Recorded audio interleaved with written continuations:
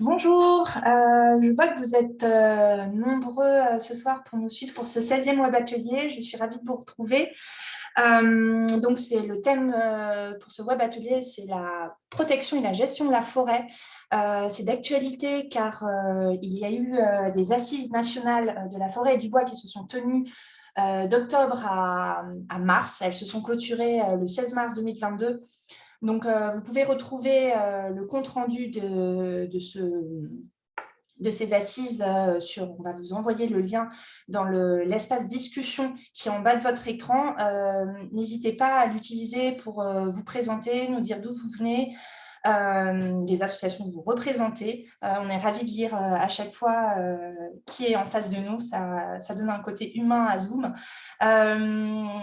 Que vous dire, je me présente, je suis Laurence Deboise, je suis juriste de l'association Patrimoine Environnement, donc association nationale reconnue d'utilité publique et agréée pour la protection de l'environnement. Si vous avez des questions, des choses après ce web atelier qui ne sont pas claires, etc., vous n'hésitez pas à m'envoyer un mail. Mes coordonnées sont dans cet espace de discussion. Après l'intervention, en fait, l'intervention va se dérouler pendant 50 minutes. Et après, vous pourrez poser toutes vos questions sur une demi-heure à notre intervenant, Guillaume Decoq, que je présenterai un peu après. J'attends qu'il se reconnecte. Donc, nous allons attendre quelques instants que tout le monde se connecte. Vous êtes à peu près 100 inscrits pour ce web atelier. Là, on est 25. On va attendre tranquillement que les gens se connectent. Ce n'est pas toujours facile. Alors, il y a déjà quelques personnes qui se présentent. Bonjour à tous et bienvenue à ce... Ah oui, pardon. Bonjour Jean-Yves Vallin, président de l'association Patrimoine et Cadre de Vie, donc à Dourdan. Merci d'être fidèle à nos web ateliers. Vincent Brocard aussi, association des avenues de Compiègne, membre de Patrimoine Environnement également. Bonjour Élodie Parisot, communauté de communes de l'Argonne ardennaise. Ravie de vous rencontrer. Dominique Marsac de l'Association des routes des canons et forges de Dordogne, aussi un habitué des web ateliers. Je reconnais maintenant les noms. Claude Receveur, président de l'Association des vrais amis de la forêt d'Arnes. Ah oui, donc vous êtes intéressé par ce web atelier de manière beaucoup plus concrète, peut-être que d'autres associations plus habituées. Donc, ravi de vous rencontrer.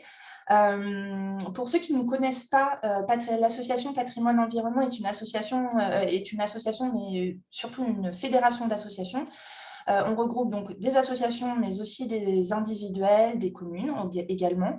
On défend aussi bien en fait, le patrimoine culturel que naturel. On intervient auprès des instances publiques en tant que... il y a aussi monsieur Romain Vanek de la commune de Pelleport, ravi de vous rencontrer. Oui, donc nous offrons à nos adhérents des conseils, un soutien, aussi bien dans la rédaction en fait, de courriers auprès des autorités locales que de recours. On peut aller donc du recours gracieux jusqu'au recours contentieux ou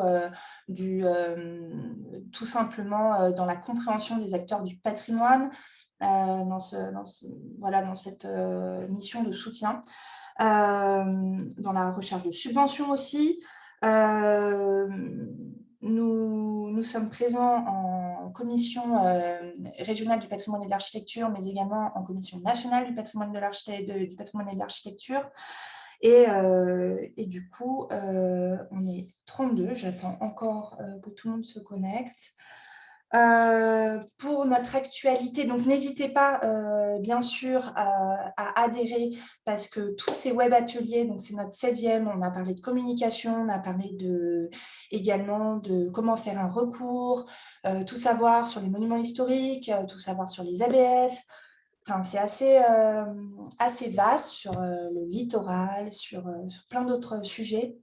Donc, si vous voulez avoir accès à ces web ateliers, c'est uniquement visible dans l'espace adhérent. Donc, n'hésitez pas à adhérer. Vous allez avoir le lien dans l'espace de discussion. Et donc, n'hésitez pas vraiment, si vous aimez ces web ateliers, à nous soutenir par des dons ou vraiment des adhésions. Tout cela est défiscalisable à hauteur de 66%, donc ça fait vraiment des petits montants. N'hésitez pas parce que c'est vrai que ça nous permet de réaliser des choses comme celle-ci, des web ateliers ouverts et gratuits à tous. Et on y tient. En attendant, donc, par rapport à ces web ateliers, le prochain sera donc, la semaine prochaine, le mardi 24 mai, toujours au même horaire, 18h, 19h30, sur une application WeVisit qui vous permet en fait de faire des parcours guidés, d'inscrire vos parcours, mais aussi de mettre en valeur du patrimoine en le localisant. C'est des cartes sous forme de cartes de géolocalisation. Et donc, du coup, vous pouvez mettre une petite notice en fait, sur chaque patrimoine. C'est ouvert à tous. Donc, on reviendra sur comment ça fonctionne. C'est assez intuitif, mais voilà, avec les concepteurs de cette application. Donc, c'est pour la semaine prochaine, mardi 24 mai, WeVisit. WIVISITES. Vous pouvez dès à présent en fait, vous inscrire puisque en général les web ateliers sont ouverts à l'inscription 2 semaines avant. Donc, n'hésitez pas pour vous inscrire. Également, dans le cadre des JPPM, des Journées du patrimoine de Pays des Moulins, on a organisé également des web ateliers spéciaux sur la communication, comment rendre visible un événement, une animation, donc avec Hello Asso. Vous avez dû sûrement, vous devez sûrement connaître cette application puisqu'on l'utilise, Patrimoine Environnement, c'est comme ça qu'on met en place notre billetterie. Donc, vraiment, n'hésitez pas aussi, ça va être assez intéressant. Et bien sûr, au-delà des Journées du patrimoine de Pays des Moulins, vous pouvez y accéder. Enfin, ça reste intéressant pour tous. Nous avons après le 14 juin notre fameux rendez-vous des membres, donc là qui est par ailleurs là pour le coup spécifiquement dédié à nos adhérents, où là en fait c'est un temps d'échange, de partage d'expérience, où en fait on essaye de mettre en réseau des associations pour parler d'un sujet. Donc le prochain ça sera donc le 14 juin de 18h à 19h30. Donc n'hésitez pas si ça vous intéresse à nous en faire part par mail pour le coup. Pour les Journées du patrimoine de Pays des Moulins, sachez que la programmation est en ligne, donc n'hésitez pas à la consulter. On va vous mettre le lien dans l'espace de discussion. Il y a plus de environ 950 animations sur toute la France, donc n'hésitez pas à booker votre week-end du 25 et 26 juin prochain pour aller voir dans toute la France les animations des Journées du patrimoine de Pays des Moulins. Il y a des très, très belles choses. Bonjour Ghislaine de la Perrière, donc adhérente de Patrimoine Environnement et co-gérante d'une forêt privée en Bourgogne. Ravie de vous rencontrer. Je regarde si notre intervenant est là. Oui, je vais l'accepter. Hop. Et donc, du coup, je vais revenir sur notre thème sur donc, la protection et la gestion de la forêt, notamment à la lumière de ce qui s'est dit dans les assises nationales de la forêt et du bois et des derniers travaux scientifiques sur la question. Donc, pour parler de ce thème, il arrive à point nommé, nous avons Guillaume Decoq, professeur en sciences végétales et fongiques à l'Université de Picardie-Jules Verne, directeur de l'unité de recherche du CNRS qui s'intéresse aux effets de changements dits globaux sur les écosystèmes et les agrosystèmes. Donc, vous êtes également vice-président de la Société botanique de France, créée en 1854, ce qui n'est pas rien. Donc, je vous laisse la parole. Très bien, merci pour cette introduction, merci pour l'invitation. Vous m'entendez bien? Oui, on vous entend très bien. D'accord. Alors, j'ai préparé quand même un support. Je vais essayer de le partager. Alors, attendez, je vais vous donner l'autorisation. Voilà. Alors, est-ce que ça marche? Ça a l'air de marcher. Parfait. Voilà. Donc, merci, oui, pour l'invitation à vous parler de forêt, qui est effectivement un de mes sujets de prédilection. Donc, la commande, c'était protection et gestion de la forêt en contexte de crise. Donc, la crise en question, c'est essentiellement le contexte des dérèglements climatiques, des changements climatiques, du réchauffement climatique. On lui donne différents noms. Sachant que certainement le moins adapté, c'est celui de réchauffement, parce qu'il masque beaucoup d'autres composantes des changements et le réchauffement en lui-même n'est pas homogène et il s'accompagne d'événements parfois extrêmes qui sont presque aussi importants que le réchauffement en lui-même. Alors, voici un petit peu le plan par rapport aux discussions qu'on a eues en amont de ce webinaire sur le contenu. Donc, je vais commencer peut-être par détailler un petit peu ce qu'on appelle la crise de la forêt française. Alors, je me restreindrai à la forêt métropolitaine en ayant une approche un petit peu critique de ce qu'on peut lire dans les médias et qui donne souvent une vision partielle du problème et également par rapport aux politiques publiques actuelles. Je parlerai, moi, tout au long de mon propos, de la forêt comme écosystème, parce qu'on oublie trop souvent que la forêt, ce n'est pas des arbres, c'est beaucoup plus que des arbres. Et on verra précisément la différence entre un écosystème forestier et une plantation d'arbres. On verra les différences et les conséquences justement en termes d'adaptation au changement climatique. Donc ça nous amènera tout naturellement à la question scénario, les principaux scénarios que l'on peut lire dans différents médias. Forcément, je ferai un petit détour aussi par les essences exotiques, puisque un des leviers qui est évoqué pour adapter la forêt française au changement climatique, c'est d'implanter des essences supposées être plus résistantes, en particulier à la sécheresse. Et puis également, je voulais faire un petit détour par la question de la biodiversité, parce que c'est un terme qui est aussi très galvaudé, qu'on évoque assez souvent comme étant incompatible avec certaines mesures de gestion. Donc, je voudrais donner quelques éléments de réflexion là-dessus avant de conclure. Alors, donc, je vais commencer par la crise de la forêt française. Et donc, qu'est-ce que c'est que cette crise? Alors, la crise, concrètement, c'est ce qu'on appelle le dépérissement forestier, c'est-à-dire une mortalité et une morbidité anormale des arbres, principalement des arbres. Alors les arbres, ce sont eux qui structurent la manifestation la plus visible du dépérissement, c'est la mort des arbres. Alors à gauche, vous avez une photo qui est prise en Argonne, dans le massif, donc un grand massif forestier, qui a été largement planté en épicéa après la Première Guerre mondiale. Et aujourd'hui, vous voyez que ces épicéas sont morts sur des centaines d'hectares et posent un gros problème, évidemment, en termes de l'avenir forestier. Qu'est-ce qu'on va mettre à la place de ces épicéas? À droite, vous avez une forêt feuillue, c'est la forêt de Compiègne, donc dans la région Hauts-de-France, et on voit une mortalité excessive de chênes et un dépérissement du hêtre, donc qui sont les deux essences dominant cette forêt, donc une ancienne forêt royale, donc il y a quelques parcelles de résineux, mais c'est principalement une forêt feuillue dominée par le chêne et le hêtre. Le chêne est particulièrement dévasté par le hanneton. Donc, le hanneton, qui est un insecte parfaitement indigène, mais qui connaît des cycles spectaculaires. La larve se nourrit des racines des arbres et l'adulte se nourrit des feuilles. Donc, le chêne est bien malmené. Mais en fait, il est aussi particulièrement vulnérable aux attaques d'insectes. C'est un petit peu la même chose avec le scolite, qui est responsable de la mortalité de l'épicéa, donc sur la photo de gauche.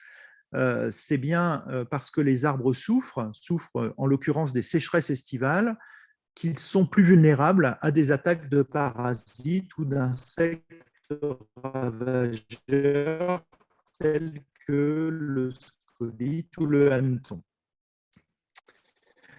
Donc, face à ces dégâts que l'on constate, là, il y a un enjeu qui est d'adapter la forêt, d'accroître ce qu'on appelle leur résilience, c'est-à-dire leur capacité d'abord à se maintenir, mais aussi à se régénérer. Donc, se régénérer, c'est-à-dire comment elle fait face à des perturbations, à des attaques de parasites, de ravageurs ou tout autre événement. On pourrait parler des incendies de forêt plutôt en forêt méditerranéenne, mais pas seulement.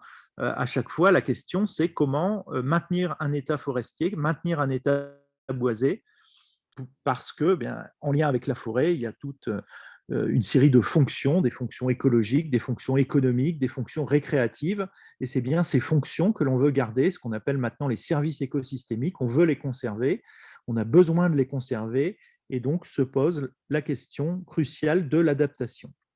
Alors, les politiques publiques se penchent sur le problème depuis quelques années.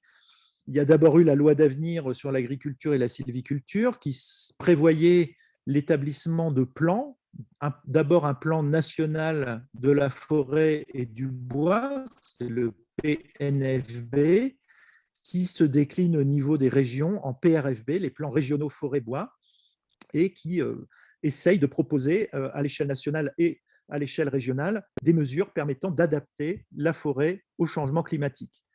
En forêt publique, on entend beaucoup parler des îlots d'avenir, qui sont une stratégie mise en place par l'Office national des forêts, qui consiste, on en reparlera, mais à essayer à faire de l'expérimentation directement en forêt, en plantant des essences, soit indigènes, soit exotiques, on y reviendra. En forêt privée, l'équivalent en forêt privée de la stratégie d'adaptation, c'est les schémas régionaux de gestion sylvicole, les SRGS, qui sont des déclinaisons pratiques des plans régionaux forêt-bois.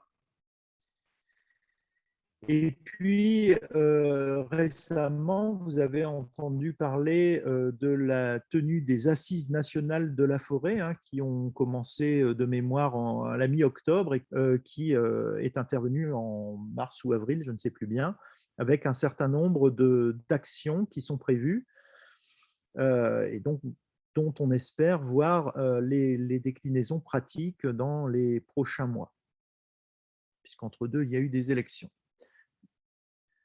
Alors, ce qu'on peut, je vous ai promis une approche un petit peu critique de ces politiques publiques et de ces différents schémas ou plans.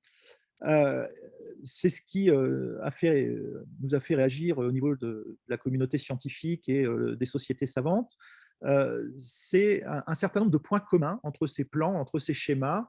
D'abord, ce qu'on regrette, c'est qu'il n'y a pas d'analyse des causes profondes du dépérissement forestier. C'est-à-dire que le dépérissement est mis en lien direct avec les changements climatiques, mais force est de constater, et ça chacun peut le faire quand il se promène en forêt, justement, on se promène dans différents types de forêts, on voit que toutes les forêts ne dépérissent pas, heureusement. Certaines sont en très mauvais état, pendant que d'autres se portent plutôt bien. Et quelquefois, dans le même massif forestier, on a des parcelles qui sont fortement affectées par le dépérissement, qui jouxtent directement des parcelles qui sont, en tout cas, en meilleure santé, voire en très bonne santé. Si on recherche les causes profondes, eh bien, on constate d'abord que beaucoup de plantations, c'était l'exemple flagrant avec la forêt d'Argonne, avec les épicéas qui sont morts sur des centaines d'hectares, c'est que beaucoup de ces plantations sont déjà un petit peu anciennes et ont été réalisées hors station, c'est-à-dire, la notion de station, c'est un concept très forestier, c'est en fait les conditions stationnelles en termes de sol, en termes de climat, de mésoclimat, de macroclimat et de microclimat, de topographie, de ressources utiles en eau du sol. Eh bien, tous ces facteurs écologiques combinés vont permettre ou pas l'implantation d'une essence et la survie jusqu'à l'âge adulte de cette essence, dans des conditions qui sont normalement stables. La donne change avec les changements climatiques puisque on a des conditions écologiques qui sont instables pour certains paramètres fluctuants, mais avec une tendance globale vers une élévation des températures et une récurrence des épisodes de sécheresse estivale. Et donc, clairement, quand des essences ont été plantées dans des conditions un petit peu limites, voire non adaptées, ce qui a été le cas avec les plantations d'épicéas qui ont été réalisées après la Première, puis après la Deuxième Guerre mondiale, eh bien, beaucoup de ces plantations ont été réalisées sur des sols qui ne convenaient pas tout à fait à l'épicéa. Et aujourd'hui, ce sont les premières plantations à être victimes de dépérissement. On a également des plantations qui sont fortement dépérissantes sur des sols qui, d'emblée, sont pauvres en ressources, c'est-à-dire en eau et en nutriments. On pense en particulier à des sols sableux qui sont très perméables et qui ne retiennent pas l'eau, et donc qui vont être les premiers à s'assécher. Et donc les forêts qui sont sur ce type de sol vont être les premières à subir un stress hydrique, ou alors artificiellement appauvri quand on a pratiqué une sylviculture relativement intensive, et par l'exportation de la biomasse, eh bien, on appauvrit progressivement le sol. Donc ça va le temps d'une rotation, d'une deuxième rotation, et puis après le sol est considérablement appauvri et la génération d'arbres suivante en souffre. Ça peut être également sur des sols dégradés. Alors là aussi, c'est assez souvent lié à des sylvicultures intensives, par exemple le tassement des sols par les engins forestiers. Et sur des sols qui sont vulnérables, qui sont sensibles au tassement, eh bien, on peut avoir des sols très dégradés et qui ne permettent plus d'assurer une productivité forestière suffisante. Même chose avec la matière organique. Si la matière organique manque, eh bien, il faut savoir que c'est elle qui retient l'eau dans le sol, notamment. C'est elle également qui permet le développement de nombreux organismes du sol, j'y reviendrai tout à l'heure. Et quand on a des sols qui sont très appauvris en matière organique, eh bien, là aussi, on aura une vulnérabilité très forte. On a des forêts qui sont attaquées par des bioagresseurs. Alors, j'ai parlé tout à l'heure du scolite et du hanneton, qui sont des bioagresseurs bien connus en France, mais à côté de cela, on a des arrivées régulières de bioagresseurs exotiques. En ce moment, la forêt française prend de plein fouet l'épidémie de calarose, donc c'est le frêne qui est atteint par un champignon d'origine chinoise qui a été introduite en Europe de manière accidentelle avec des frênes chinois. Alors, ça a d'abord été introduit en Europe de l'Est et après l'épidémie s'est propagée à l'ensemble de l'Europe. Et donc, nos essences indigènes, comme le chêne, le hêtre, le frêne, les érables, eh bien, n'ont pas les défenses naturelles vis-à-vis de ces agresseurs exotiques, puisqu'ils n'ont jamais été confrontés à ces organismes. Et donc, on verra que le rôle de la coévolution sur les temps longs de l'évolution est tout à fait fondamental pour avoir une résistance d'emblée aux bioagresseurs, donc en particulier en cas de crise. Et puis, certains peuplements ont été parfois fragilisés avec des pratiques sylvicoles qui n'étaient pas adaptées, justement, soit pas adaptées au type de peuplement, soit pas adaptées au type de station. Et donc, on a des dégradations qui fragilisent les sols et les peuplements. Alors, autre élément commun à tous ces plans et schémas, c'est que systématiquement, on dit c'est la faute au réchauffement climatique, ou alors on dit aussi c'est la faute du gibier. Alors, je ne vais pas dire que c'est faux, c'est vrai. Le réchauffement climatique joue un rôle majeur dans le dépérissement forestier, et les densités de gibier qui peuvent être localement excessives par rapport au peuplement forestier jouent également un rôle dans les difficultés de régénération forestière. C'est incontestable, mais ce ne sont pas les seuls facteurs à intervenir. Et il ne faut pas occulter d'autres facteurs. Ce sont surtout des révélateurs de quelque chose, des révélateurs de la fragilité d'un écosystème. Et pour preuve, si le réchauffement climatique était la seule cause de dépérissement, on aurait du dépérissement à peu près partout. le nombre de bioagresseurs exotiques croît, lui, de manière exponentielle. Alors ça, c'est des chiffres qui nous sont donnés par le département de santé des forêts, qui fait un excellent travail dans le suivi de toutes les maladies et de tous les bioagresseurs. Donc, ça inclut les parasites, les insectes ravageurs, etc. Donc, tout ce qui va avoir un effet, un impact négatif sur le développement des arbres. Donc, quand on regarde les chiffres et les données annuelles du département de santé des forêts, on se rend compte que, ben, en gros, depuis une petite centaine d'années, on a une croissance exponentielle du nombre de ravageurs, enfin de bioagresseurs introduits, donc des bioagresseurs qui viennent d'autres régions d'Europe ou d'autres continents, qui sont introduits en France et qui causent des dégâts importants. Et les plus gros dégâts actuellement en France sur les arbres sont causés par, je crois que sur les 10 premiers, on en a 9 qui sont exotiques. Sur les 10 bioagresseurs les plus importants, 9 sont exotiques. Alors, ce qu'on constate aussi, c'est que les plantations, surtout quand on a une seule espèce et avec tous les individus du même âge, hein, donc ce qu'on appelle des plantations pures et équiennes, tous les arbres ont le même âge, sont beaucoup plus touchés que des peuplements mélangés, c'est-à-dire avec plusieurs essences et surtout plusieurs classes d'âge. Et dans ce domaine, les peuplements issus de régénération naturelle se comportent quand même beaucoup mieux, sont beaucoup plus résilients que des plantations artificielles, donc obtenues par régénération artificielle. Et puis, il y a la question du gibier. Alors, il y a effectivement un problème hein, avec le gibier. Localement, on peut avoir des densités qui sont absolument insupportables et qui compromettent littéralement la régénération forestière. Mais quand on compare à ce qui se passe dans des pays voisins, notamment en Allemagne, en Suisse, en Belgique, dans des régions où la densité de gibier est comparable à ce qu'on peut avoir dans certaines de nos régions, eh bien, on voit que la densité de gibier n'est pas du tout perçue comme un problème dans les pays voisins. Et évidemment, on s'interroge pourquoi.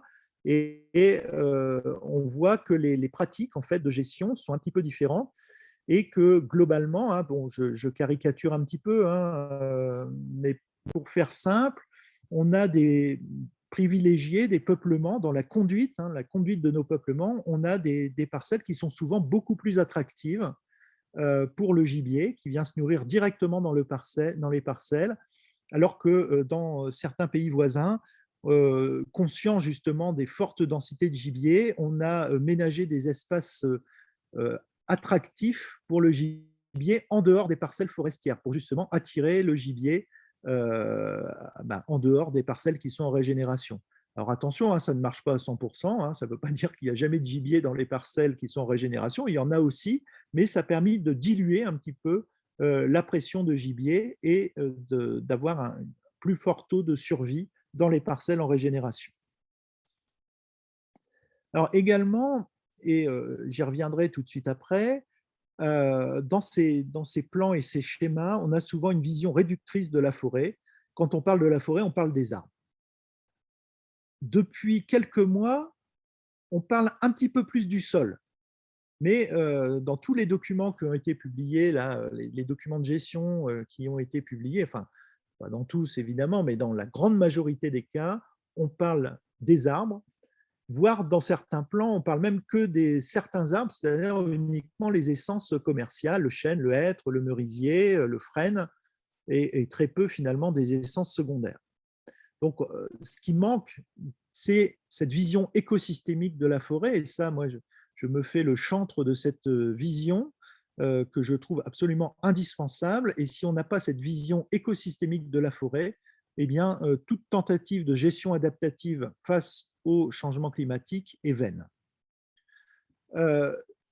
On a une définition de peuplement mélangé qui est assez aberrante. Bon, le mot est fort, il est volontairement fort, hein, mais quand on lit la définition d'un peuplement mélangé dans beaucoup de documents de gestion, et notamment dans ces documents qui prévoient des incitations fiscales ou financières pour installer de nouveaux peuplements, la notion de peuplement mélangé, voilà, on va mettre quelques arbres d'une autre espèce mélangés avec une espèce dominante pour dire qu'on a un peuplement mélangé. Ça correspond évidemment pas à un peuplement naturellement mélangé et aussi bien en termes économiques, hein, on peut tout à fait comprendre qu'on a le moins intérêt possible à mélanger parce que pour des facilités d'exploitation, pour des facilités d'implantation, de la régénération, c'est sûr que c'est plus facile d'avoir un peuplement pur ou en tout cas pas trop mélangé. Mais écologiquement et en termes de résilience, on n'a pas du tout le même résultat. Et plus un peuplement est mélangé, plus c'est difficile à conduire d'un point de vue sylvicultural, c'est vrai, mais néanmoins, plus le peuplement sera résilient. Je donnerai quelques exemples tout à l'heure. Alors, on ne parle jamais des compartiments arbustifs, herbacés, mucinaux, alors qu'ils jouent un rôle, notamment dans le succès des régénérations naturelles. L'importance du sol, donc je l'évoquais à l'instant, elle est souvent ignorée ou en tout cas très sous-estimée. Or, l'intégrité physico-chimique est extrêmement importante. Je parlais du tassement du sol comme une des raisons de vulnérabilité face au changement climatique. La biodiversité microbienne, alors on parle un petit peu timidement hein, du rôle des mycorhizes, des champignons qui vivent en symbiose avec les racines des arbres, mais on ne parle jamais des bactéries par contre, alors que les bactéries jouent un rôle au moins aussi important que les mycorhizes. Il y a d'autres organismes aussi qui vivent dans le sol, il y a des petits insectes, il y a des mille-pattes, enfin, toute une vie dans le sol, et cette vie est essentielle. J'y reviendrai tout à l'heure également.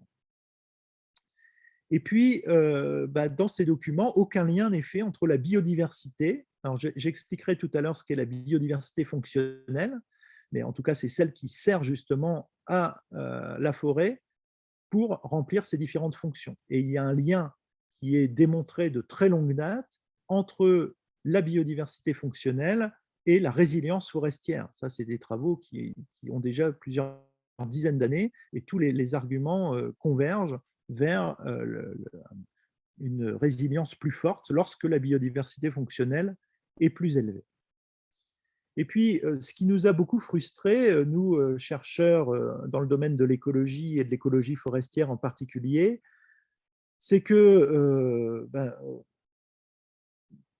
personnellement, je suis professeur d'université, les chercheurs dans les grands organismes de recherche comme le CNRS, l'INRA, etc., nous sommes dans la recherche publique, c'est-à-dire que nos travaux et notre salaire est payé par le contribuable français, le même contribuable qui finance les mesures d'adaptation de la forêt au changement climatique, le même contribuable qui paye également les mesures de contrôle, voire d'éradication d'espèces exotiques invasives ou de lutte contre certaines maladies importées. Et il y a une grande frustration pour nous, chercheurs du domaine public, à voir que les résultats de nos recherches sont finalement pas pris en compte ou très peu pris en compte dans les politiques d'adaptation au changement climatique et que finalement, sous prétexte qu'on relève de ministères différents, hein, donc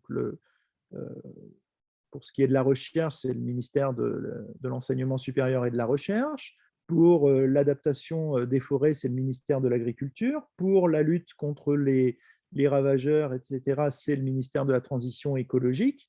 Et finalement, chaque ministère finance sur des fonds publics et tout ça, ce n'est pas mis en cohérence. Et ça, c'est une très, très grande frustration pour les chercheurs que nous sommes. Et alors que la recherche française, mais pas seulement la recherche française, toute la recherche européenne et la recherche internationale, d'une manière générale, est extrêmement active dans ce domaine. On a tous les jours des publications scientifiques avec des résultats inédits. Et c'est même un très gros travail pour nous tenir au courant de tout ce que la recherche produit actuellement. Mais elle n'a jamais été aussi vivace, cette recherche en écologie du changement climatique et des forêts en contexte de changement climatique. J'ai mis quelques exemples à l'écran, mais on a énormément de données et on retombe sur des documents qui finalement ne prennent pas en compte ces apports de la recherche et sont restés finalement je vais être méchant, mais ils sont restés au résultat de la recherche d'il y a 50 ans, voire plus. Donc ça, c'est une très grande frustration pour nous, ce qui nous a poussé à réagir. C'est rare que les universitaires et que les sociétés savantes interviennent dans le débat public, mais là, c'est vrai que nous l'avons fait pour cette raison. Et puis, j'ai montré l'exemple de l'Argonne tout à l'heure. On a quand même un historique. La gestion forestière, on a une longue tradition de la gestion forestière en France. On a une longue tradition également d'utilisation d'essences exotiques, par exemple. Et on regrette qu'il n'y ait pas de vision réflexive et historique de ce qui a été fait jusqu'alors. Quels sont les résultats des différents itinéraires techniques? Parce qu'on pourrait dire, bah oui, celui-là, il donne de bons résultats, alors que celui d'à côté, il produit des dépérissements importants. Cette approche-là est très peu faite. Et sur le bilan des plantations exotiques en France, on voit qu'il est très, très peu fait également. Et donc, on a tendance à reproduire des choses qui ont été des erreurs dans le passé et pour lesquelles il n'y a aucune raison que ça ne soit pas des erreurs aujourd'hui ou demain. Et puis, la France, c'est une partie du continent européen et qu'on a autour de nous d'autres pays qui ont une surface forestière en proportion quelquefois plus importante que la nôtre et pour lesquels il y a une aussi longue tradition. Je pense à la partie wallonne de la Belgique, l'Allemagne, la Suisse, l'Autriche. Alors, pour rester sur des forêts tempérées qui sont comparables aux nôtres. Et là aussi, on ne prend pas en compte, ou très peu en compte, ce qui se fait dans les pays voisins ou ce qui se passe dans les pays voisins. Par exemple, sur des essences exotiques qui sont préconisées en France aujourd'hui dans le plan régional forêt-bois, donc la plupart ont été publiés en 2021, eh bien, on préconise des espèces qui sont abandonnées dans les pays voisins parce qu'on a un certain nombre de problèmes. Donc voilà, je ne vais pas rentrer dans le détail à ce niveau-là, mais c'est quelque chose qui mérite d'être pris en compte, à mon avis. Et puis, ce qui est peut-être encore pire pour nous scientifiques, c'est qu'on a des idées reçues qui sont présentées comme des faits, parfois même déguisés en faits scientifiques, et alors que non, au mieux, ça n'est absolument pas démontré, et au pire, c'est le contraire qui est démontré. Alors là, il y a quelques exemples à l'écran, mais de dire que les espèces indigènes ne sont plus adaptées, bon, c'est un petit peu rapide. Certaines essences ne sont probablement plus adaptées dans certaines régions, mais de là à dire, par exemple, que le hêtre n'est plus adapté nulle part en France et qu'il faut l'abandonner, c'est aller un petit peu vite en besogne. Et il reste des stations, et selon les projections climatiques du GIEC, il restera des stations qui pourront être hébergées des peuplements de hêtres. De dire qu'un arbre ne peut pas s'adapter parce qu'il vit vieux, il vit très longtemps, donc sous prétexte qu'un chêne vit plusieurs centaines d'années, il faut attendre plusieurs générations et donc des milliers d'années avant qu'il puisse s'adapter.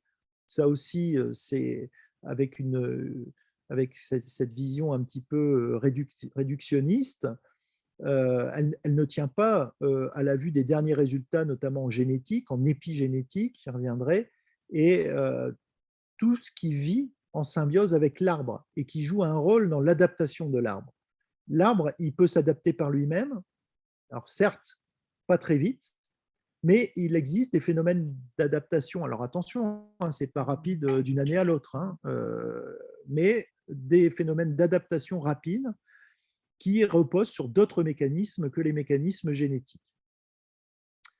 Voilà. Et puis d'autres exemples, notamment sur la fixation de CO2, ce qui est un petit peu énervant quand on lit les médias, c'est que la forêt, maintenant, elle est réduite à son rôle de puits de carbone. La forêt, elle est là pour stocker du carbone, séquestrer du carbone, et on oublie toutes les autres fonctions. Encore qu'aujourd'hui, dans la presse, il y avait quand même 2 articles qui parlaient de la fonction dans le cycle de l'eau et dans la régulation des climats. Mais voilà, la forêt a beaucoup d'autres fonctions que la simple fixation de CO2. Et si vraiment vous voulez des végétations qui fixent du CO2 de manière durable et en grande quantité, ce n'est pas vers la forêt qu'on se tournerait, parce qu'il y a d'autres végétations qui fixe autant de CO2 et surtout qui les séquestre plus durablement. Voilà. Donc, notamment dans les zones humides, dans les tourbières, il n'y a pas plus efficace qu'une tourbière en termes de fixation de CO2. Bon, par contre, la forêt a bien d'autres atouts et le rôle de fixation de CO2, c'est un rôle parmi d'autres. Et puis, il y a les remèdes, hein, les remèdes que l'on invoque pour adapter la forêt au changement climatique. Un des leviers, je le disais, sur lequel je vais revenir, c'est la plantation d'essences exotiques. Or, si on se livre à cette fameuse approche un petit peu historique et réflexive sur les plantations d'essences exotiques, on voit que dans l'histoire de la foresterie française, on a eu beaucoup de déconvenues et finalement assez peu de succès durable. Quand je dis succès durable, ça veut dire que ça peut marcher sur une rotation, deux rotations, mais au bout de la troisième rotation, on commence à avoir des petits soucis. Et puis, si on continue, eh bien, c'est des franches déconvenues. Donc, il est vraiment temps d'avoir ce regard critique un petit peu sur les tentatives du passé. Et il y a beaucoup de leçons à tirer du passé. Et puis, un des leviers aussi qui est évoqué assez souvent, c'est le raccourcissement des rotations en disant, si on raccourcit les rotations, c'est-à-dire si on exploite les arbres plus jeunes que ce qu'on faisait jusqu'alors, on se met à l'abri de perturbations, c'est-à-dire de la prochaine tempête, du prochain incendie de forêt ou tout simplement au prochain dépérissement. Alors, ça, évidemment, d'un point de vue économique, ça peut se défendre, mais évidemment, si on raccourcit les rotations, on va induire plus fréquemment des perturbations du sol. À chaque fois que les engins forestiers vont passer, à chaque fois qu'on va couper les arbres, débarder les arbres et replanter, voire préparer le sol pour replanter derrière, eh bien, tout ça, ça représente des perturbations. Et si on raccourcit les rotations, on rend également plus fréquentes ces perturbations. On apporte des altérations plus importantes de la biodiversité et finalement, le capital sol et le capital biodiversité s'en trouvent fortement érodés et ça va avoir des répercussions sur la croissance des arbres. C'est-à-dire que sur des sols perturbés, eh bien, les arbres poussent moins vite. Donc, en raccourcissant les rotations, on arrive à cet effet paradoxal que les arbres vont pousser moins vite et vont être en moins bonne santé. Voilà, donc ça, c'est quelque chose aussi à avoir en tête. Alors ça, je l'ai déjà évoqué, je ne vais pas revenir dessus. Et je vais maintenant passer à cette forêt en tant qu'écosystème, après ce long préambule sur la crise de la forêt française. Alors, si on regarde dans le dictionnaire, je me suis amusé ici à mettre les définitions qu'on donne au mot forêt dans le dictionnaire. Bon, vous voyez que quel que soit le dictionnaire qu'on prenne, eh bien, on a à peu près la même définition. Grande étendue, couverte d'arbres, vaste étendue de terrain couverte d'arbres. Voilà. Donc, globalement, dès qu'on a un terrain avec des arbres dessus, c'est une forêt. Si on prend la définition de la FAO, donc la définition onusienne de la forêt, et qui est celle qui est reprise par des organismes comme l'IGN, par exemple, qui réalise l'inventaire forestier national, eh bien, la forêt, c'est une terre qui a un couvert arboré, donc là aussi, c'est limité aux arbres, supérieur à 10%. Alors, je ne sais pas si vous visualisez ce que représente 10%. Vous projetez la couronne des arbres au sol, puisque pour cartographier les usages du sol, on a recours à la photo aérienne ou à la télédétection. Donc, c'est vue d'avion. Eh bien, dès qu'on a un couvert arborescent projeté qui est supérieur à 10%, on considère que c'est de la forêt, dès lors que la superficie totale est supérieure à un demi-hectare. Alors, cette définition, c'est une définition qui a été faite à l'échelle mondiale pour tenir compte, évidemment, des contextes tropicaux, des contextes aussi en haute latitude et haute altitude. Évidemment, 10% de couverts arborescents en milieu tempéré, ça fait, en tout cas, dans la communauté des forestiers et des écologues, ça fait rire un petit peu parce que Bon, bah, en gros, vous vous baladez dans votre verger ou dans votre parc, ça y est, vous êtes dans une forêt s'il fait un peu plus d'un demi-hectare. Hein, s'il fait plus d'un demi-hectare, bah, vous pourrez dire vous êtes dans une forêt en vous promenant dans un verger. Donc, ce couvert, la valeur seuil, elle a été fixée à l'échelle internationale, mais il faut quand même la nuancer selon les contextes climatiques. Alors voilà, différentes photos, hein, des photos de forêts feuillues, de forêts résineuses. Tout ça, c'est des forêts, c'est pas des forêts naturelles, hein, c'est des forêts qui sont gérées, hein, qui sont à l'écran. Mais voilà à quoi ressemble un écosystème forestier. Alors, on a effectivement une végétation qui est dominée par des arbres, mais voilà, sous les arbres, on a des herbacées, on a éventuellement des arbustes, et puis si on creuse un petit peu dans le sol, eh bien, on va trouver évidemment beaucoup d'organismes.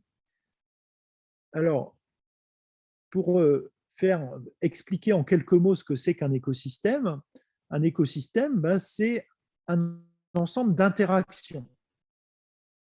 Alors, dans la forêt, donc, on a des végétaux, on a des arbres, des arbustes, des herbacées, on a des animaux herbivores, des animaux carnivores, des animaux qui sont super carnivores, qui vont se nourrir eux-mêmes de carnivores. On a des bactéries, on a des champignons. Voilà, on a toute une vie. Et évidemment, tous ces organismes sont reliés entre eux. Le carnivore, il ne peut pas vivre s'il n'y a pas d'herbivore à manger. L'herbivore, il ne peut pas vivre s'il n'y a pas de plantes à manger. Le champignon, il ne peut pas vivre s'il n'y a pas de la matière organique à décomposer ou s'il n'a pas un hôte qu'il peut parasiter. Voilà, tout ça, il y a des relations d'ordre alimentaire.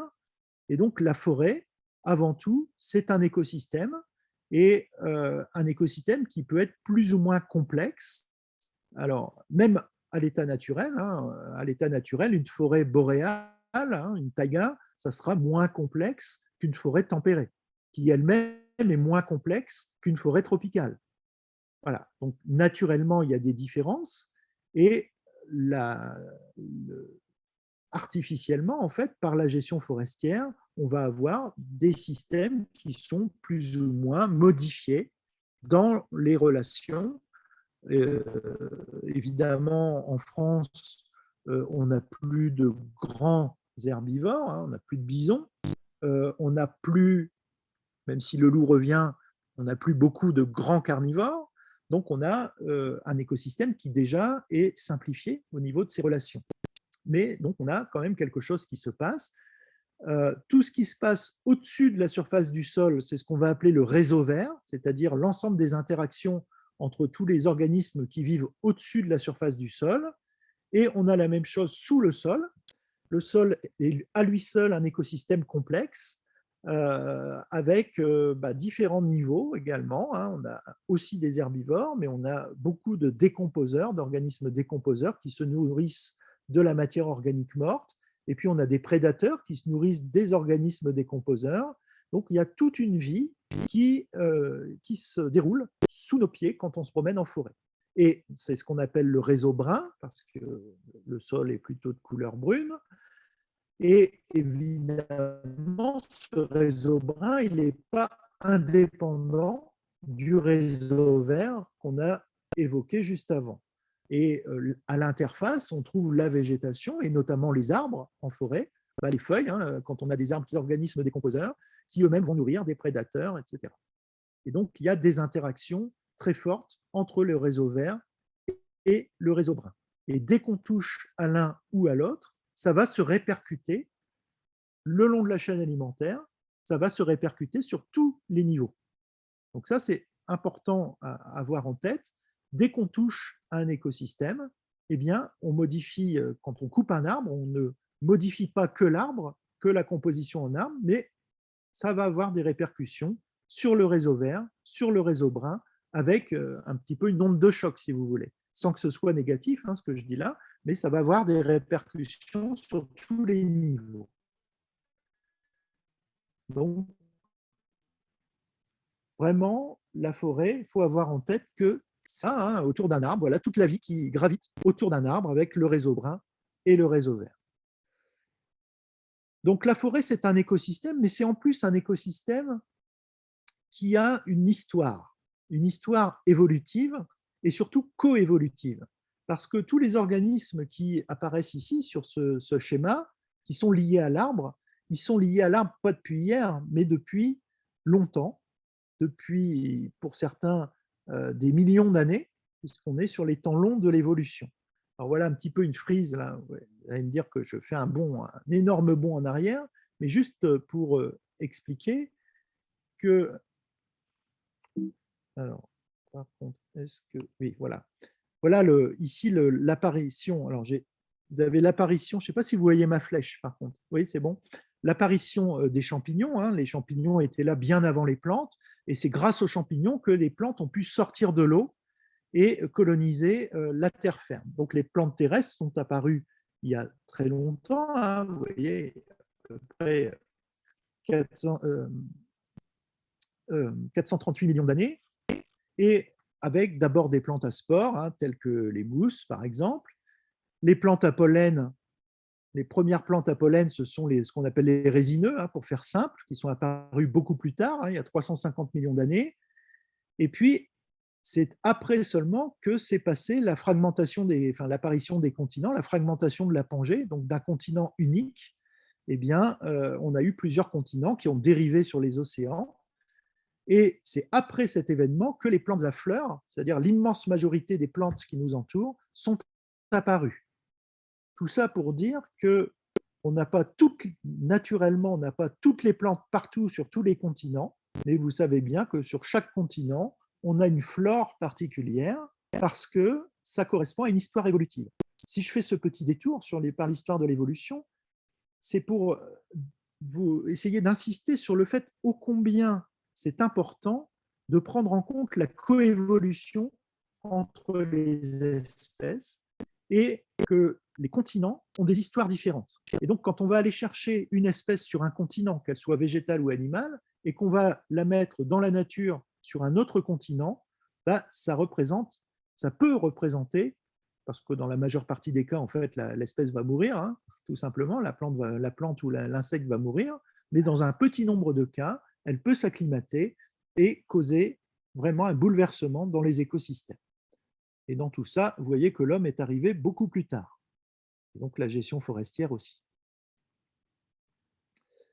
Alors, autre chose à avoir donc en tête par rapport à ça, je l'évoquais déjà, mais nous sommes pour la majeure partie de la France en région tempérée, et dans le bassin méditerranéen, on est dans un contexte climatique de type méditerranéen, donc, qui correspond à des végétations différentes, naturellement différentes. C'est ce qu'on appelle les biomes, hein, les grands types forestiers, et qui, pendant longtemps, ont été en équilibre, en équilibre avec le climat.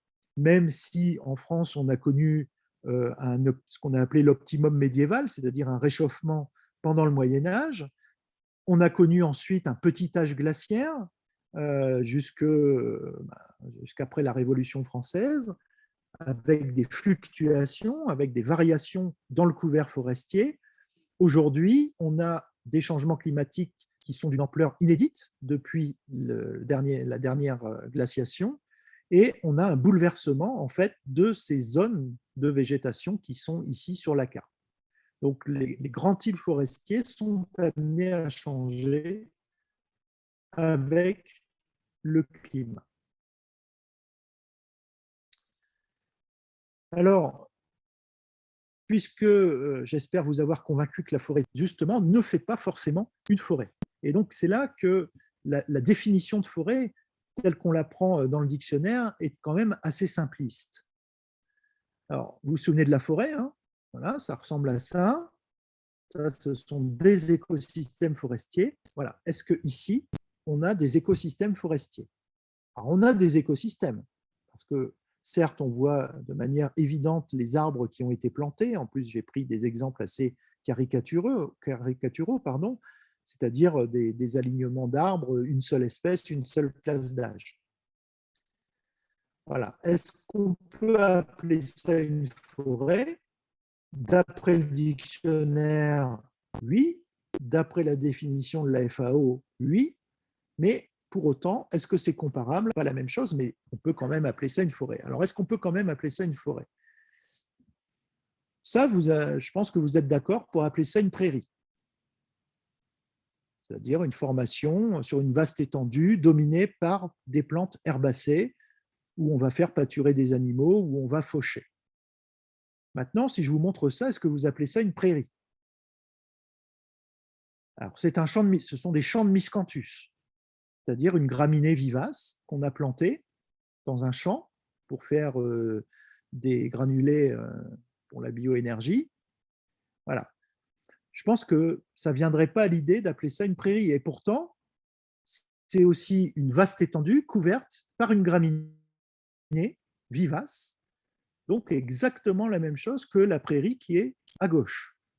Donc pourquoi est-ce que ça, on devrait appeler ça une forêt, puisqu'il y a le même degré d'artificialisation par rapport à cela que notre champ de miscanthus.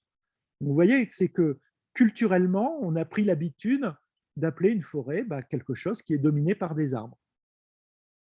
Donc parce que ça fait longtemps que ça fait partie de nos paysages, alors que les champs de miscanthus, c'est arrivé récemment et ça viendrait à l'esprit de personne d'appeler ça une prairie. Et pourtant, vous pouvez chercher, vous pouvez chercher à me prendre en défaut là-dessus, mais il n'y a aucune formation entre le champ de miscanthus et le champ d'arbres qui est plus différent de sa végétation naturelle correspondante. Alors, quand on regarde les statistiques, vous savez que l'IGN produit un rapport annuel, justement, notamment sur la forêt, l'état de la forêt, et puis les couverts forestiers. Alors ça, c'est l'édition 2021, c'est la dernière. Et on nous dit que la forêt couvre 17 millions d'hectares en France métropolitaine, c'est-à-dire, alors le pourcentage n'est pas mis, mais 31%. Et on nous dit souvent, la France n'a jamais été aussi boisée. Alors, il faut préciser depuis quand même parce que selon si on se place dans l'Antiquité, ce n'est pas la même chose que si on se place au 19e siècle. Donc, elle n'a jamais été aussi boisée, effectivement, que depuis les années 1830, qu'on prend comme point de repère comme étant le minimum forestier en France, c'est-à-dire la date à laquelle la France a été le moins boisée dans l'histoire relativement récente. Alors, c'est facile à déterminer parce qu'on a les cartes d'état-major de l'époque et on regarde tout ce qui était cartographié en 1830 ou à peu près en 1830. On regarde tout ce qui était cartographié en forêt, on en détermine la surface forestière et on compare. Et aujourd'hui, effectivement, on a 31%, on n'a pas doublé, mais on a fortement augmenté la surface forestière par rapport au minimum forestier. Là, sur cette statistique, vous avez plus 2,8 millions d'hectares depuis 1985. Donc, c'est-à-dire que ces 2,8 millions d'hectares, ils ont moins de 37 ans. Parce qu'à 37 ans, on parle d'une forêt. Les arbres, ils ne doivent pas être bien gros à 37 ans. Alors, si c'est des saules et des peupliers, ils sont déjà gros. Par contre, si c'est du chêne, du hêtre, ce n'est pas très grand à 37 ans. Donc, ce dont on parle ici, c'est bien du terrain couvert par au moins 10% de canopée d'arbres, donc c'est-à-dire une surface boisée, mais certes, ça correspond à la définition de forêt, mais c'est une forêt qui est récente, puisque d'apparition vraiment très récente, et c'est une forêt qui est jeune, c'est-à-dire avec des jeunes arbres. Et ça, c'est quelque chose aussi de très important, parce que ces 17 millions d'hectares de forêt, en fait, si vous faites le différentiel avec le 1830, par exemple, certes, on a beaucoup plus de surface boisée, mais si on regarde toutes les forêts de 1830, ce qu'elles sont devenues aujourd'hui en 2022, là, vous verrez que la surface c'est de manière assez sensible, c'est réduite. C'est-à-dire que si on prend toutes les forêts qui étaient présentes en 1830, eh bien, il y en a beaucoup moins aujourd'hui. Et certes, le bilan complet, il est positif, on a augmenté la surface forestière, mais en fait, on a augmenté la surface de forêts récentes et parfois de forêts jeunes en plus. Alors, c'est quoi la différence? hein. Donc ça, on n'a aucun chiffre sur l'érosion de la forêt ancienne, tout simplement parce que la cartographie des forêts anciennes n'est pas terminée. Elle est en cours, hein. Il y a un programme national qui s'appelle Cartophora, pour cartographie des forêts anciennes, qui repose sur la numérisation des cartes d'état-major du 19e siècle. Et vous avez un site internet, hein, vous pouvez aller dans votre moteur de recherche préféré et taper Cartophora, vous tomberez sur ce programme de cartographie des forêts anciennes. Et tout simplement, il n'est pas terminé. Il y a encore de grandes régions, grands secteurs en France qui n'ont pas été cartographiés. Mais sur les régions qui l'ont été cartographiées, on voit systématiquement que la surface de forêt ancienne, c'est-à-dire de la surface de forêt qui existait déjà en 1830, eh bien, systématiquement, elle a été réduite. Donc, on gagne en forêt récente, mais on a perdu en forêt ancienne. Alors, vous allez me dire, du moment que c'est de la forêt, ce n'est pas grave. Si c'est grave parce qu'une forêt ancienne n'a pas du tout le même fonctionnement qu'une forêt récente. Une forêt récente, vous allez me dire, c'est une forêt ancienne en devenir. Oui, c'est une forêt ancienne en devenir, mais ça va prendre des siècles, de nombreux siècles. Ce n'est pas un siècle, on ne parle pas d'un siècle, mais on parle bien de plusieurs siècles.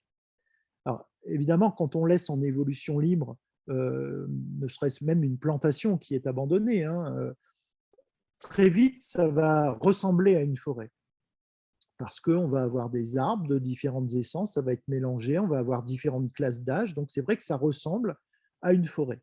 Mais si on fait des inventaires justement de diversité, végétale, animale, fongique, de champignons, eh bien, on n'a pas du tout les mêmes cortèges. Vous avez là sur les deux photos qui sont à gauche, donc vous avez à l'extrême gauche ici une forêt ancienne et à droite une forêt récente. Même chose ici, vous avez une forêt ancienne et puis une forêt récente. En fait, je ne vais pas rentrer dans le détail parce que ça nous mènerait beaucoup trop loin, mais une forêt ancienne présente un écosystème beaucoup plus complexe, avec une biodiversité beaucoup plus importante et donc un nombre de relations entre le réseau brun et le réseau vert de tout à l'heure beaucoup, beaucoup plus important. Et la complexification de la forêt récente, c'est-à-dire pour qu'elle devienne forêt ancienne, c'est limité par la capacité de colonisation des espèces. Et autant en montagne où le couvert forestier est relativement continu, c'est quelque chose qui peut aller assez vite, hein, en 1, 2, 3 siècles. En plaine, où la forêt est très fragmentée, c'est un processus très long et qui prendra vraiment beaucoup de siècles avant de pouvoir avoir une forêt ancienne. On a même des cas de figure où plus de 1000 ans après, on n'a toujours pas l'écosystème de forêt ancienne, donc sur des forêts qui sont installées sur d'anciennes terres cultivées. Voilà, alors je vais passer un petit peu ça, parce que j'ai passé un petit peu de temps. Alors je saute quelques diapos, mais voilà, je vais arriver directement sur l'adaptation, la question de l'adaptation de la forêt. Faut-il adapter la forêt ou la laisser s'adapter? Alors, adapter la forêt aujourd'hui, c'est quoi? C'est d'abord essayer de conserver une forêt, de ne pas avoir autre chose que de la forêt sur le terrain qui est actuellement forestier. Mais il faut avoir à l'esprit que conserver une forêt, ce n'est pas conserver la forêt qui se trouve là en ce moment, elle sera nécessairement différente. Même si on la laisse évoluer spontanément, inévitablement, elle sera différente dans 20 ans, dans 30 ans, dans 50 ans, dans un siècle que ce qu'on a actuellement. C'est illusoire de penser que la forêt ne va pas bouger. Adapter la forêt, c'est aussi conserver ses capacités, et c'est surtout, je dirais, conserver ses capacités de résilience et d'homéostasie. Alors, deux gros mots. Résilience, maintenant, vous savez à peu près ce que ça veut dire, c'est-à-dire sa capacité à se régénérer face à des perturbations. L'homéostasie, c'est en fait de continuer à remplir toutes les fonctions, la séquestration de carbone, bien sûr, mais son rôle dans le cycle de l'eau, dans le cycle des nutriments du sol, sa fonction de production aussi, parce qu'une forêt, elle produit du bois.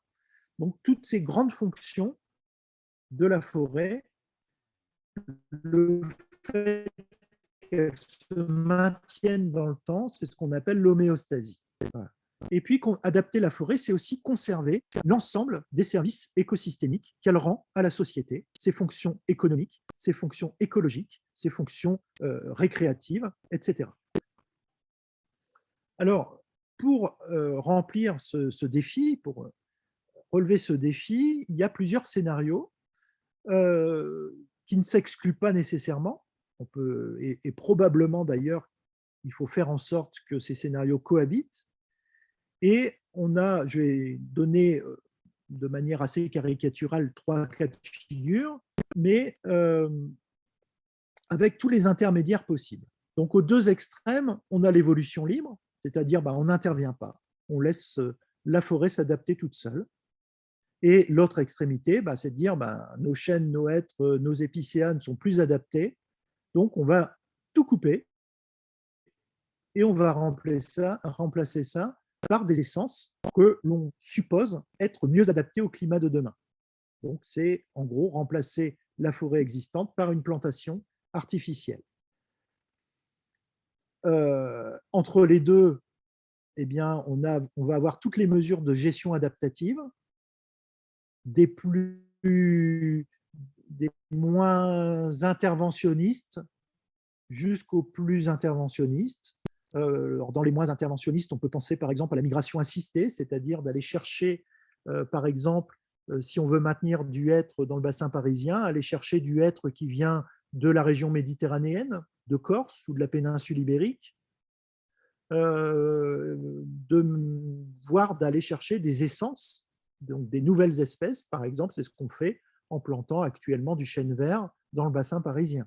Donc, on va chercher un chêne méditerranéen ou du chêne-liège aussi. On va chercher des chênes méditerranéens pour les planter là où spontanément ils ne poussent pas actuellement, mais dont on pourrait penser que si le climat évoluait tel qu'il évolue actuellement, elle migrerait spontanément. Simplement, ça prendrait des siècles. Donc, on va accélérer quelque chose qu'on pense être naturel. Donc, on lui donne un petit coup de pouce. C'est ça la migration assistée. Et de manière plus interventionniste, on a l'introduction d'essences exotiques, c'est-à-dire on va chercher des essences dans la péninsule ibérique, en Europe de l'Est ou carrément sur d'autres continents. On aime bien aller chercher des essences en Amérique du Nord, on aime bien aller chercher des essences en Chine, au Japon, et puis on commence à aller chercher des essences en Australie. Alors, rapidement, ces 3 scénarios, le premier, c'est laisser la forêt en évolution libre. Alors, attention, je mets un avertissement, je ne parle pas de mise en réserve. Ça, c'est un autre choix de gestion, qui est d'ailleurs la non-gestion. Ça veut dire on arrête toute intervention humaine et finalement, ça revient à mettre la forêt en réserve biologique, en réserve intégrale. Là, quand je dis laisser la forêt en évolution libre, ça veut dire que c'est wait and see. C'est-à-dire, on regarde ce qui se passe, on se dit, certes, il y a des chênes qui meurent, mais bon, parmi tous les chênes qu'on a, il y en a qui vont survivre, et puis c'est ceux-là qui vont se régénérer, et puis finalement, petit à petit, la forêt va s'adapter toute seule. Donc on fait, en faisant ce choix, on laisse s'exprimer les capacités naturelles du vivant à s'adapter. On connaît les mécanismes d'adaptation, je les ai évoqués rapidement tout à l'heure, il y a des mécanismes génétiques, des mécanismes épigénétiques, donc qui sont beaucoup plus rapides, et puis ce qu'on appelle les mécanismes holobiontiques, c'est justement tous les organismes qui vivent en symbiose avec l'arbre, les bactéries, les champignons, qui eux ont une faible durée de vie et donc qui évoluent beaucoup plus rapidement que des arbres. Et en fait, si ces micro-organismes qui jouent un rôle essentiel dans la nutrition des arbres et dans leur résistance au stress, que ce soit les stress liés aux ravageurs ou au stress hydrique. Donc, on sait que ces bactéries, elles jouent un rôle, surtout les bactéries, les champignons aussi, mais les bactéries jouent un rôle très méconnu dans la résistance des arbres, dans l'adaptation des arbres. Et donc, tout ce qu'on appelle le microbiote de l'arbre, il évolue très rapidement, il s'adapte très rapidement, et c'est un levier spontané d'adaptation des arbres eux-mêmes, en dehors de tout facteur génétique ou épigénétique. Et puis, il y a les migrations spontanées, c'est-à-dire que spontanément, des espèces vont migrer d'une… du nord vers le sud, mais c'est plus subtil que ça. Hein. Dans les faits, ce n'est pas un mouvement sud-nord. Hein. Il y a un petit peu des mouvements dans toutes les directions, aussi d'est en ouest et d'ouest en est. Donc ça, c'est un avantage pour le propriétaire forestier parce que ça ne lui coûte rien de laisser son peuplement en évolution libre. Ça permet de maintenir une biodiversité élevée, mais modifiée, parce que l'environnement change, donc nécessairement tout l'écosystème change. Et puis, on peut avoir une gestion opportuniste, c'est-à-dire les arbres qui arrivent à sortir du lot et qui vont donner des arbres adultes, on peut toujours les exploiter. Mais c'est sûr que la productivité, elle sera plus faible, mais à contrario, certainement plus durable dans le temps. Et puis, il y a une prise de risque qu'on ne sait pas mesurer. Est-ce qu'elle est élevée? Est-ce qu'elle est faible? On ne sait pas dire aujourd'hui avec les connaissances actuelles, parce qu'on on plonge dans l'inconnu. Avec les dérèglements climatiques, on plonge dans l'inconnu. On peut utiliser des modélisations sur la résistance des arbres et des forêts au changement climatique, mais un modèle, ça reste un modèle. Et dans un modèle, il ne faut pas oublier qu'un modèle, c'est une simplification. Et à trop simplifier, eh bien, par exemple, on ne peut pas prendre en compte les événements extrêmes. On ne peut pas prendre l'arrivée d'un nouveau ravageur demain. Qui pouvait prévoir l'épidémie de Calarose? Voilà, on sait qu'on aura des épidémies, mais qui toucheront quelles espèces, quels arbres, voilà. Donc il y a une prise de risque, hein, incontestablement, et on a encore beaucoup d'inconnus sur les capacités d'adaptation en contexte de changement rapide. La rapidité du changement, elle est inédite, donc on n'a pas de référence, tout simplement. Alors, globalement, on a des sécheresses récurrentes, donc ce qu'on appelle l'aridification du climat, et spontanément, on aura de toute façon une dédensification forestière. Là aussi, c'est illusoire de croire qu'on pourra conserver une forêt dense telle qu'on la connaît aujourd'hui dans tous les types de stations. Il est clair que dans les stations qui sont déjà naturellement sèches et pauvres en nutriments, il n'y aura pas à manger, il n'y aura pas à boire pour tout le monde. Et donc, on n'a pas intérêt du tout à faire des plantations telles qu'on les faisait jusqu'alors, c'est-à-dire des plantations denses, serrées, en disant il y aura comment dire, des éclaircies naturelles, voire qu'on aidera en faisant des éclaircies artificielles. Mais écologiquement, la compétition, elle est très forte au début.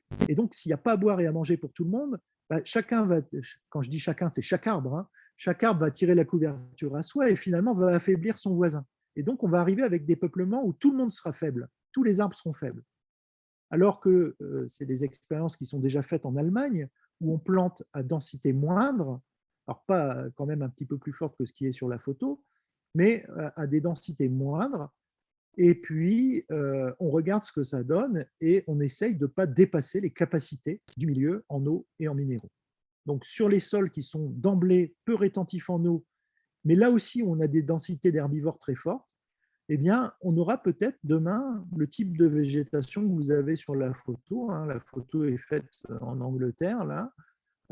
Mais ce qu'on appelle un pâturage boisé, certains vont jusqu'à utiliser le terme de savane, parce qu'effectivement, on a un tapis de graminées au sol et puis quelques arbres. Voilà. Donc, c'est un processus de savanification, hein, pour utiliser un néologisme, qui touchera probablement, qui touche déjà hein, certaines forêts d'ailleurs, hein, des forêts qui sont sur des sols secs. On voit ce type de processus actuellement se dérouler. Donc ça peut aller jusqu'au remplacement de la forêt par une savane. Alors là, j'ai pris un ensemble de photos faites donc c'est fait au même endroit, hein, juste dans des contextes un petit peu différents. C'est fait au Proche-Orient, où le climat est un petit peu plus avancé que nous en aridification du climat, mais vous avez une hêtraie à hêtre orientale, hein, le Fagus orientalis à gauche, qui est remplacé dans les zones les plus arides par ce pâturage boisé, cette savane en quelque sorte, où on a beaucoup de graminées au sol. Alors là, elles sont pâturées, on ne les voit pas bien. Et puis, spontanément, ça a été remplacé par du Cupressus sempervirens, je suis en train de chercher le nom français, le cyprès toujours vert. Voilà.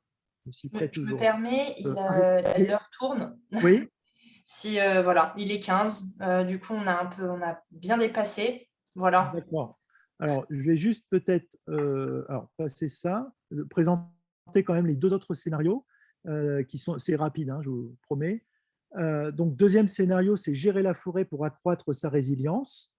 Alors, par résilience, on peut entendre résilience économique, c'est-à-dire continuer à produire du bois et donc à tirer un revenu de la forêt qui sera différente, mais pas forcément incompatible, hein, je le précise, c'est pas forcément incompatible, mais c'est différent de ce qu'on entend habituellement par résilience écologique, c'est-à-dire le maintien de la fonction, du fonctionnement de l'écosystème forestier. Donc là, il y a aussi des avantages, des inconvénients. Les avantages, bah, c'est que la régénération ou les plantations sont dirigées, et donc ça permet de maintenir certaines essences et de maintenir a priori un écosystème productif. Ça permet de conserver une certaine multifonctionnalité de la forêt, là encore qui sera différente de ce qu'on connaissait. Et puis, ça peut être une gestion très pragmatique qui peut avoir une faible prise de risque économique parce que on va gérer un petit peu en allant. Et on peut, là aussi, entre les deux extrêmes que j'évoquais tout à l'heure, eh bien, avoir une diversification des stratégies en tapant un peu plus fort d'un côté, en étant plus léger de l'autre, etc. Les inconvénients, c'est que le coût de production, il peut très vite grimper. Et là encore, une fois, en contexte de changement climatique, on ne sait pas on ne connaît pas les résultats de la régénération artificielle et des plantations, mais on peut avoir des échecs, ça c'est clair. La sylviculture du mélange, elle est plus compliquée, et donc là, ça suppose qu'on réinvente toute une nouvelle ingénierie forestière et surtout qu'on change les habitudes.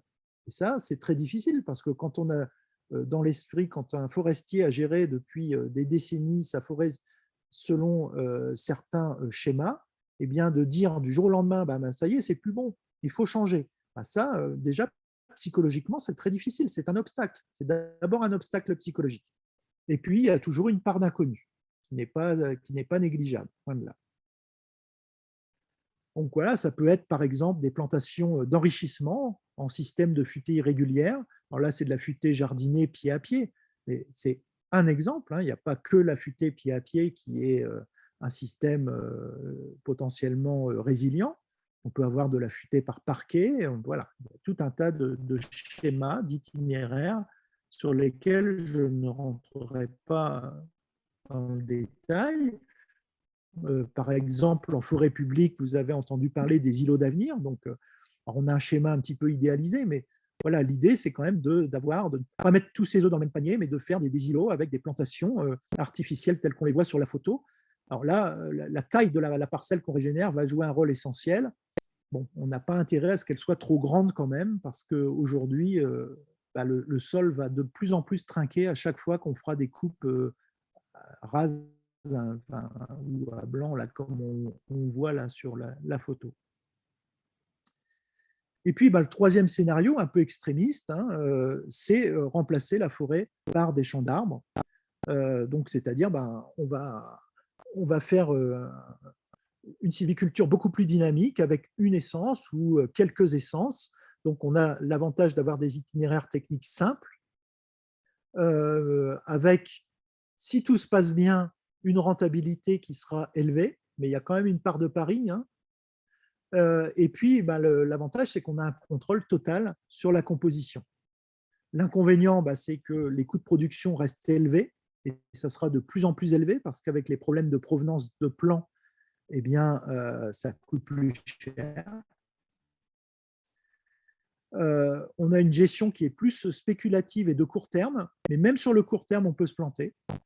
Et puis, là, souvent, ce sont des itinéraires qui sont assez dévastateurs pour la biodiversité et donc qui compromettent la durabilité de la gestion forestière et la durabilité de l'état forestier du terrain. Donc, très faible résilience et un bilan carbone qui souvent est très mitigé, pour ne pas dire négatif, parce que vous pensez que quand on fait une coupe à blanc, on minéralise le CO2, donc on libère plus de CO2 qu'on en capte, et ça peut durer jusque 10-15 ans après la replantation. c'est-à-dire avant qu'on fixe plus de carbone qu'on en libère. Donc ça, c'est pas à négliger non plus dans un contexte où on veut lutter contre le réchauffement climatique. Alors du coup, je vais peut-être m'arrêter là, parce que je crois que derrière, voilà, bon, Ok. ça c'était Je ne sais pas si... bon, l'illustration. oui, désolée. Alors, n'hésitez pas à poser vos questions sur l'espace de discussion.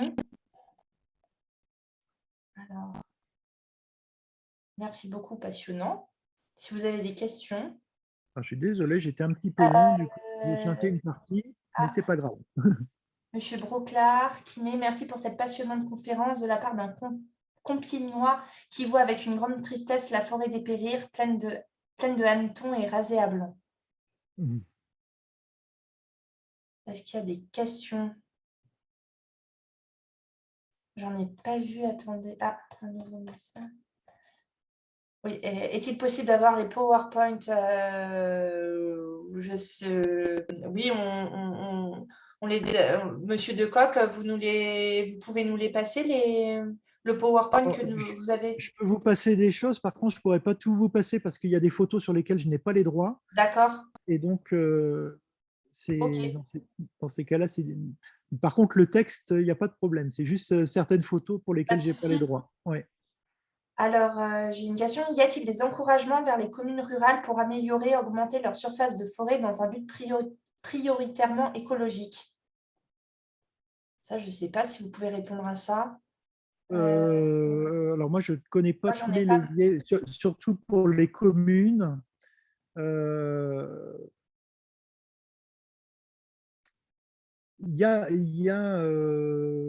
non, pour les communes, j'avoue que je ne sais pas répondre. Je sais répondre pour la forêt privée. Allez-y sur la forêt Et privée, c'est c'est déjà intéressant. sur la forêt privée, c'est quand même assez contraignant. Alors, ça dépend des régions, parce que ça dépend de ce qu'on met dans les plans régionaux bois-forêt et dans les SRGS, là, les schémas régionaux de gestion sylvicole. Et donc, ça, chaque région donne une certaine marge de manœuvre. Mais je sais que le propriétaire, il a quand même pas beaucoup de marge pour agir. Voilà. Alors, pour les D'accord. communes, j'avoue que je ne sais pas répondre. Après, j'ai un message, des inquiétudes ici dans le Morvan avec les plantations de sapins de plus en plus. Quelle est pour vous la résilience de cette forêt? Ah bah là, clairement, c'est ce que j'évoquais tout Ouais, à l'heure. Alors, c'est du Douglas, en fait, hein, surtout dans le Morvan, c'est du Douglas, donc c'est un arbre nord-américain. Alors, la situation dans le Morvan, c'est quand même surtout des plantations de Douglas sur d'anciennes terres agricoles ou pastorales. Donc, clairement, bah, on est dans le cas de figure d'une forêt récente. Et bah, le Douglas, il a quand même. Alors, sur la biodiversité végétale, je dirais que parmi les résineux, c'est un de ceux qui a le moins d'impact négatif. Par contre, sur les champignons, l'effet est radical, hein. Sur les champignons mycorhiziens, par exemple, les études montrent qu'on a une perte de 98% des espèces. Donc, c'est autant dire que c'est quasiment total. Et puis, du coup, tous les organismes qui dépendent des champignons sont touchés de la même manière. Et puis, on a des effets aussi sur les oiseaux. Il y a une perte de diversité en oiseaux. Et notamment, il y a eu une étude récente qui montrait l'impact sur les oiseaux qui se nourrissent des chenilles processionnaires. Alors, les chenilles processionnaires, ce n'est pas sur le Douglas, c'est notamment sur les chênes. Mais du coup, comme on a moins d'oiseaux à proximité des chênes, bah, on a aussi moins de prédation sur les chenilles processionnaires. mm, Ça, c'est aussi la question. Ce qui se passe dans une parcelle, ça influence aussi ce qui se passe dans la parcelle d'à côté. mm. Voilà, donc, oui, bah, le Douglas, alors la bonne nouvelle, entre guillemets, je ne devrais pas dire ça, mais pour les gens qui s'inquiètent par rapport aux plantations de Douglas, c'est qu'on commence à avoir des attaques de parasites sur le Douglas et que c'est en train d'arriver en France. Donc, le Douglas n'a pas. Et puis, dans le cadre du réchauffement climatique, il est quand même pas bien placé, quoi. Donc, pas, il a un avenir à très court terme, mais pas à très long terme. Ok, ça le mérite d'être clair. Comment intégrer un site patrimonial dans une forêt d'avenir? Je ne sais pas si si vous pouvez répondre à cette question. Alors, je ne sais pas ce qui est entendu par forêt d'avenir. Oui, moi non plus. Je Euh, ne sais pas si la personne peut... Ouais, je ne sais pas. On va passer peut-être à la question d'après. Où peut-on trouver vos travaux pour avoir plus de précision? alors, je vais peut-être repartager un instant. J'avais mis une diapo. Alors, on a beaucoup, je ne sais pas si vous voyez le PowerPoint. Et il y a une autre question sur des préconisations. Est-ce que vous avez des préconisations? Alors oui, il y a des préconisations. Alors, il y a vous voyez mon PowerPoint ou pas? Non, là, on ne le voit pas. Alors, je ne sais pas pourquoi. Écran partagé, ouais, non. Ah oui, parce que j'ai peut-être arrêté de partager. Alors, du Ouais, il coup, faut recommencer. pardon, voilà. Alors, il y a ce petit ouvrage là, vous le voyez là? Oui, oui, tout à C'est fait. bon. Voilà, il y a ce petit livre qu'on a fait au niveau de la Société botanique de France, alors qui est ciblé sur les essences exotiques en forêt, mais Mhm. sur les recommandations. Donc, vous voyez qu'on a les conclusions et recommandations qui dépassent largement le cadre des essences exotiques. Donc, où on donne justement des alternatives pour adapter la forêt au changement climatique. Alors, ce n'est pas exhaustif, il n'y a pas tout, mais il y a quand même déjà pas mal de choses. Donc, il y a, par contre, je n'ai pas mis le site internet, mais ce livre blanc, il est en accès libre sur Internet. Je n'ai pas mis l'adresse, mais vous tapez dans votre moteur de recherche, vous tapez Société botanique de France et vous pouvez télécharger directement depuis le site. Donc, vous suivez les explications, mais sur la page d'accueil, vous avez déjà un lien qui vous envoie vers la page. Et donc, sinon, c'est dans les publications. Et vous pouvez télécharger le livre blanc. Et si vous voulez une version papier, vous pouvez la commander en fait aussi. C'est voilà. J'aurais dû mettre le. J'ai pas mis l'adresse malheureusement. Je mets le lien dans l'espace de Voilà, discussion pour le livre blanc, oui, pour que tout le voilà, monde c'est puisse... ça. vous n'avez plus qu'à cliquer dessus. Oui, donc là, on peut le télécharger gratuitement sans problème. Et donc, à la fin, là, vous avez tout un tas de recommandations justement pour adapter la forêt au changement climatique. Très bien. Quelques pistes, hein, ce n'est pas exhaustif. D'accord. Et sinon, il y avait que penser des coupes à blanc sur des bandes en forêt de plateaux calcaires pour la chasse? Alors, en matière de coupe à blanc, alors tout est question de surface. Alors, au vu des travaux récents, notamment sur le sol, aujourd'hui, d'après ce qu'on sait, on devrait bannir les coupes à blanc, clairement, quelle que soit la surface. Les effets sont assez dramatiques. Et pour reconstituer le capital sol, alors notamment le capital vivant, hein, bactéries et champignons, ça prend de plus en plus de temps, justement, en contexte de changement climatique. La résilience du sol est quand même d'emblée lourdement impactée.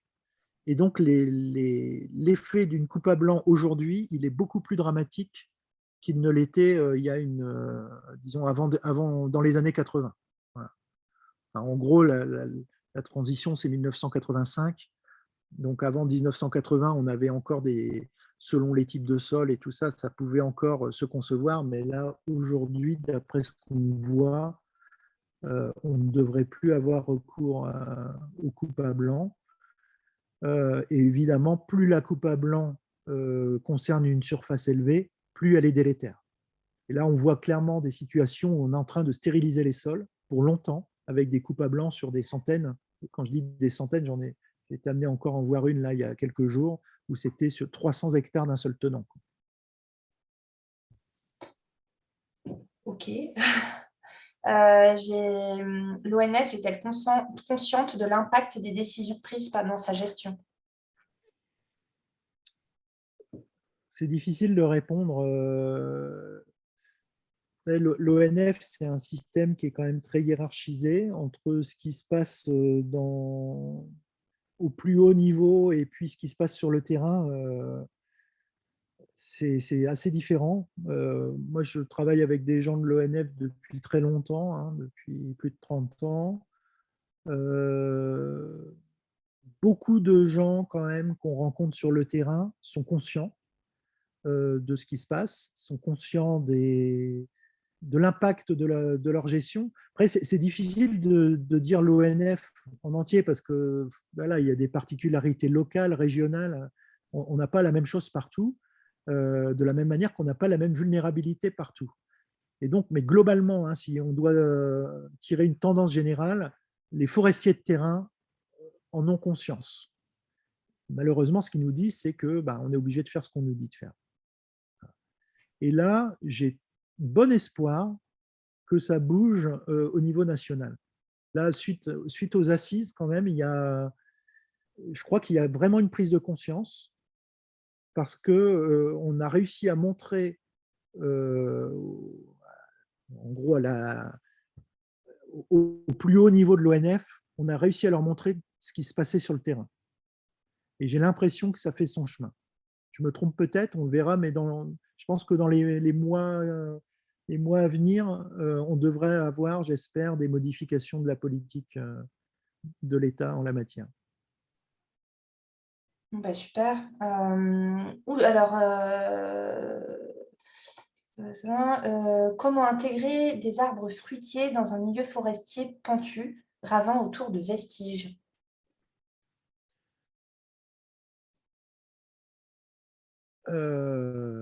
Alors, je ne sais pas de quel fruitier il s'agit, parce que tous les fruitiers ne sont pas adaptés au milieu forestier. Si c'est si c'est des fruitiers, je ne sais pas dans quel sens c'est pris en fait, arbre fruitier. Par exemple, dans le panel des sorbiers, des espèces de sorbiers, c'est relativement facile d'intégrer ça. Si c'est des pommiers, des poiriers, c'est déjà beaucoup plus difficile, mais ça peut se faire. Mais là, clairement, on est dans des situations où il ne faut pas un couvert continu, c'est-à-dire il faut beaucoup de lumière pour régénérer ou pour planter des fruitiers. Donc, ça veut dire qu'il faut faire des clairières, des petites clairières. Donc moi, je prône beaucoup cela, hein, c'est-à-dire des petites clairières, et puis on plante dans les petites clairières, et puis on jardine un petit peu, en fait. Hein. Donc, pour avoir intégré durablement des fruitiers dans un contexte forestier, on n'a pas d'autre choix que de jardiner, sinon les fruitiers ils se font éliminer par des essences spontanées qui vont être plus concurrentielles. Comment reboiser après des parcelles touchées par des scolites? Alors, donc, je pense que la question, elle se porte surtout sur l'épicéa. En fait, il faut d'abord regarder ce qui se régénère spontanément en dessous. Là aussi, on a beaucoup de cas de figure différents. Dans la forêt d'Argonne que je montrais tout à l'heure, malheureusement, ce qui se régénère principalement, c'est de l'épicéa. Donc là, ça veut dire qu'il va falloir être assez interventionniste et puis essayer de promouvoir d'autres essences, c'est-à-dire soit planter, soit dégager les régénérations naturelles de feuillus. Et puis, sur des plantations qui sont souvent plus récentes, d'épicéa, on a quand même pas mal de régénération feuillue en dessous. Donc, il faut d'abord chercher à valoriser ce qui se régénère par voie naturelle, parce que ça sera de toute façon mieux adapté.